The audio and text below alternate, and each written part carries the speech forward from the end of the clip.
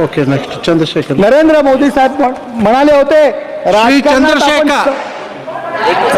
श्री चंद्रशेखर आपण सगळे शिकलो, पण झूठी राजनीति का सामना करने आपण शिकलेलो नहीं.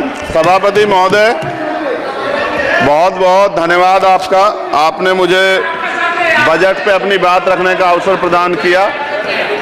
मैं अपनी बात को शुरू करते हुए बहुजन समाज में जन्मे सभी संतों, गुरुओं और महान पुरुषों को नमन करता हूं.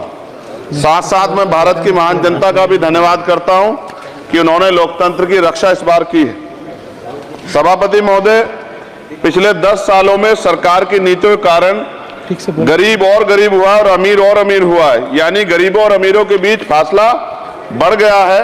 सारे देश की संपत्ति को चंद अमीरों के हाथ में दे दिया गया है. ये हमारे संविधान की मंशा और समतावादी समाज के लक्ष्य के खिलाफ है. अतः हमारी नीतियां गरीबों के पक्ष में भी होनी चाहिए.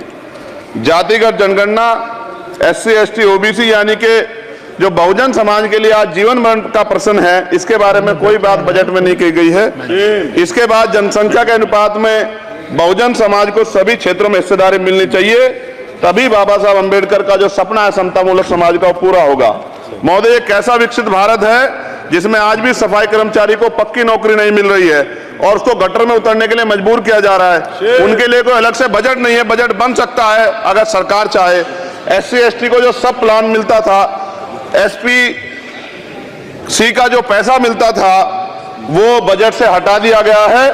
साथ साथ देश के स्तर पर आशा, आंगनबाड़ी, भोजन माता, ग्राम सेवक, PRD जवान, होमगार्डों के मानदेय में बढ़ोतरी नहीं हुई है. ऐसा कुछ भी नहीं दिख रहा है कि उनके जीवन में खुशहाली आ जाए. इनका मानदेय बढ़ना चाहिए. विधवा, वृद्धा, विकलांग पेंशन प्रत्येक महीने 500 रुपए से बढ़ाकर 5000 रुपए की जानी चाहिए, क्योंकि महंगाई बढ़ रही है. देश में प्रधानमंत्री जन कल्याण योजना के तहत SC ST OBC और मुस्लिम को कितने घर दिए गए, इसका कोई आंकड़ा सरकार के पास नहीं है. देश में इसी तरह SC ST OBC के लिए कितने परिवारों को शौचालय की व्यवस्था कराई गई. आज भी सिद्धार्थनगर जैसे जिले और तमाम जिले जो हैं, वहां शौचालय की व्यवस्था नहीं है. इस पर ध्यान देना चाहिए. देश भर में SC ST OBC के जो रिक्त पद पड़े हुए हैं, बैकलॉग भरना चाहिए. सरकार ने कुछ नहीं कहा. ये कैसी विश्व की 5वीं अर्थव्यवस्था है जिसमें आज भी SC ST पे अत्याचार हो रहा है, महिलाओं के साथ रेप हत्या हो रही है. NCRB का डाटा पढ़ेंगे तो खून के आंसू रोने पड़ेंगे. युवा बेरोजगार है. सड़कों पे 80 करोड़ लोगों को 5 किलो राशन में जीवन यापन करना पड़ रहा है. जो बजट SC ST को मिलता है, मेरे दाएं तरफ जो साथी बैठे उनको बुरा लगेगा, कर्नाटक में 14,732 करोड़ रुपए इन्होंने दूसरी योजना में लगा दिए और मध्य प्रदेश में आपने 95 करोड़ रुपए जो है दूसरे बजट में लगा दिए. हमारा जो मिलता है उसको तो मत छीनो भाई. MSP की लीगल गारंटी कोई बात नहीं हुई है. किसानों को जो 6,000 रुपए मिलते हैं उसको बढ़ा के 12,000 रुपए करना चाहिए. और फसल बीमा जो है उसका सारा प्रीमियम सरकार भरे, किसानों पर बोझ न लगे. रिजर्वेशन प्रमोशन में लागू नहीं किया गया. पुरानी पेंशन को बहाल नहीं किया गया. इस पर चर्चा नहीं हुई. देश में मनरेगा समय न्यूनतम मजदूरी की दर 700 रुपए होनी चाहिए. समान काम समान वेतन पॉलिसी लागू होनी चाहिए.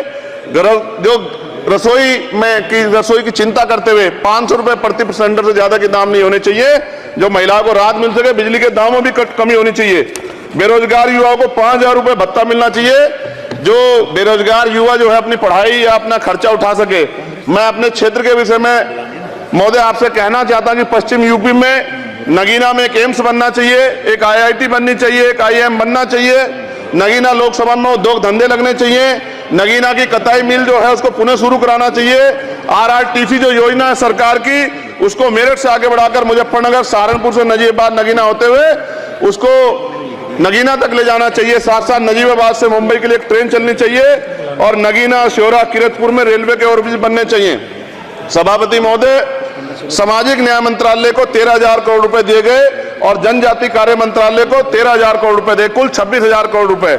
जो कुल बजट 48.20 लाख का लगभग 0.54% है.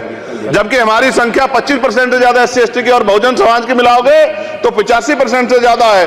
और हमारे विकास के लिए सरकार 1% बजट 1% पैसा खर्च कर रही है जो मिलना हमें चाहिए, जबकि मिलना हमें 25% चाहिए. ये ऊंट के मुंह में जीरा के समान है. कहावत हमने बहुत दिन सुनी थी. पिछले लंबे समय से हमारे साथ धोखा हो रहा है, लेकिन अब ये नहीं चलेगा. चंद लोगों की तराजू से देश के संसाधन नहीं बटेंगे. इस देश का बहुजन समाज बर्दाश्त नहीं करेगा. संसाधन का बंटवारा संख्या के आधार पे होगा। माननीय काशीराम साहब नारा लगाए थे, ना तो वोट हमारा राज तुम्हारा चलेगा, और आज हम कह रहे हैं ना ही वोट हमारा और नोट तुम्हारा चलेगा। इस बात का भी ध्यान जो है सरकारों को देना पड़ेगा। आपके माध्यम से सरकार से मेरी एक मांग है, सरकार इस योजना का लाभ भी अपने आप ले ले, सरह भी ले ले कि 1 लाख रुपए सालाना बहुजन समाज के अत्यंत गरीब परिवारों को दे। 10 लाख करोड़ रुपए खर्च होंगे, लेकिन इस 1 लाख रुपए की योजना से एक झटके से एक परिवार गरीबी की रेखा से ऊपर आएगा और इनके बच्चों को कुपोषण खत्म होगा, अच्छी शिक्षा मिलेगी, महिलाओं को सम्मानजनक जीवन मिलेगा और इससे वास्तव में सबका साथ सबका विकास का नारा सार्थक होगा। अगर प्रश्न ये होगा कहां से आएगा, तो उसका जवाब ये है कि जब अमीरों का 16 लाख करोड़ रुपए माफ हो सकता है, कॉर्पोरेट टैक्स का घटाकर लाखों करोड़ रुपए का चुना सरकारी खजाने को लगाया जा सकता है, पेट्रोल डीजल के दाम 10 गुना एक्साइज ड्यूटी बढ़ाई जा सकती है, तो गरीबों को सरकार पैसा क्यों नहीं दे सकती। महोदय, समय आ गया है, अब निजी क्षेत्रों में आरक्षण की व्यवस्था होनी चाहिए। SC ST OBC को निजी क्षेत्रों में आरक्षण मिलना चाहिए। और मेरी आपसे यह भी मांग है, क्योंकि अब समय की मांग है और देश तेजी से आगे बढ़ रहा है, तो मैं कहूंगा कि सरकार का जो सबका साथ सबका विकास का नारा लगभग वो असत्य महसूस होता है, क्योंकि अल्पसंख्यकों में मुसलमानों, जैनों, सिखों, बुद्धिस्टों के लिए कुछ दिख नहीं रहा, उनकी कल्याण कोई योजना नहीं है। मदरसों को जो बजट मिलता था वो कम कर दिया गया है, आर्थिक तंगी से लोग मर रहे हैं, इंटर्नशिप की बात हुई है, परमानेंट रोजगार नहीं है। और दिल्ली में क्या हुआ बच्चों के साथ कल, उनकी सुरक्षा की जिम्मेदारी क्या है, वो आए तो बनने थे IAS IPS और बन क्या गए, लाशें बन के गए, यहां से कोई ध्यान नहीं दे रहा है, किसी की नजर नहीं है। साथ साथ मैं आपसे यह भी आग्रह करूंगा कि हम ग्रामीण क्षेत्रों से आए लोग देश से बड़ा प्रेम करते हैं और हम ये महसूस करते हैं कि सरकारें हमें सुनेंगी, सरकारें हमारे बारे में सोचेंगी, लेकिन ऐसा महसूस हो जाता है आजादी के 75 साल बाद, और जिसको अमृत काल कहा जा रहा है, आज भी SC ST OBC के लोगों पर अत्याचार हो रहा है। 2 दिन पहले गोली से उड़ा दिया गया गाजियाबाद में और राजस्थान में गर्दन काट दी गई। ये घटनाएं देख के डर लगता है, घर से निकलते हुए भी कि आने घर वापस लौटेंगे नहीं लौटेंगे।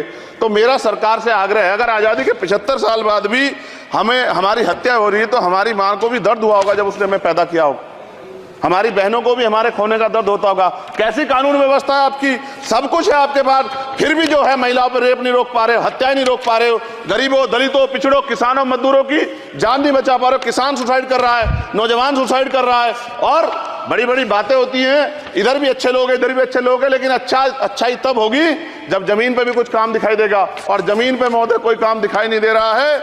जब कोई योजना की बात आती है तो सरकार हमसे मुंह मोड़ लेती है। आप बताइए, एजुकेशन का बजट कम कर दिया, हेल्थ का बजट कम कर दिया। मैं अपने क्षेत्र में गया तो आप विश्वास कीजिए, डॉक्टर नहीं है, स्कूल में मास्टर नहीं है, और कोई भर्ती ऐसी नहीं जिसका पेपर लीक नहीं होता है। तो देश किस तरफ जा रहा है और इसमें नौजवानों का भविष्य क्या है, इसके बारे में भी हमें चिंता करनी चाहिए। और अंत में अपनी बात को खत्म करते हुए मेरा आपसे आग्रह और आपके माध्यम सरकार से आग्रह है कि यहां बाहर बाबा साहब अम्बेडकर की मूर्ति लगी हुई थी, एक वो करोड़ों लोगों की आस्था से जुड़ा विषय है, और आप विश्वास करो इतना गुस्सा है उसको लेके। मेरी आपके माध्यम से मैं हाथ जोड़ता नहीं हूं, लेकिन मैं हाथ जोड़ के आपसे आग्रह कर रहा हूं कि प्रधानमंत्री जी, सरकार से हमारी आग्रह कि वो अम्बेडकर वादियों के सम्मान का ध्यान रखते हुए, उनके जो है दिल की पीड़ा को समझते हुए, दर्द का ध्यान रखते हुए उस मूर्ति को पुनः स्थापित करा दीजिए। अगर इसमें कोई राजनीतिक कारण अलग बात है, लेकिन मैं कंक्लूड कर रहा हूं, मगर मैं आपसे कहना चाहता हूं इसमें बहुत गुस्सा है। जिस दिन अम्बेडकरवादी गुस्सा हो जाएगा, वो फिर इस सरकार को जो 24 में आ गई है, वो आने वाले चुनाव में ऐसा सबक सिखाएगा कि दोबारा पलट के नहीं देख पाओगे। तो मैं आपका धन्यवाद करता हूं और मुझे विश्वास है कि सरकार मेरी बातों पे गौर करेगी और गरीबों के बारे में सरकार सोचेगी, गरीबों को आगे बढ़ने के अवसर प्रदान होंगे। धन्यवाद।